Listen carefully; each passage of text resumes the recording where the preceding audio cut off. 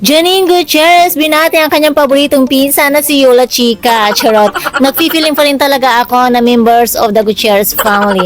Binati ang kanyang paboritong pinsan na si Ricky May Davao. Sa Instagram stories ni Janine, ibinahagi nito ang mga throwback photos nilang dalawa na nagpapatunay kung gaano sila kalapit bata pa lamang.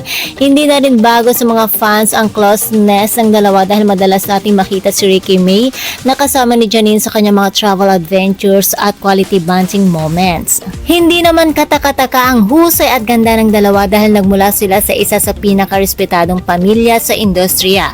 Si Ricky May ay anak ng veteran actors na sina Ricky Davao at Jackie Lo Blanco. Patunay lamang na acting is in their blood at talagang nananalaytay ang talento sa kanilang pamilya. At sana lamang magkaroon ng proyekto na magkasama ang dalawa sina Janine at Ricky May. At bukod nga sa pagiging isang supportive cousin, gumagawa na rin ng sariling pangalan si Ricky May sa pag-arte. Matatandang tumatag ang kanyang karakter sa Sering Roja sa katatapos lang na wrap-up party na nasabing serye. Binibigyan pugay din ang lahat ng cast members na mag-celebrate ng kanilang kaarawan at kabilang na doon si Ricky May. At hindi rin nagpahuli ang kapatid ni Ricky May na pinsan din ni Janine at si Ara Davao sa pagbati na nagpapakita lamang ng solidong samahan ng kanilang magkakapatid at magpipinsan. Talaga namang goals ang Gutierrez Davao cousins mula sa banding hanggang sa husay sa harap ng camera. And that's all for mga chika Doras. For more Econ Showbiz update, please don't forget to like, share, and subscribe my channel. Thank you for watching.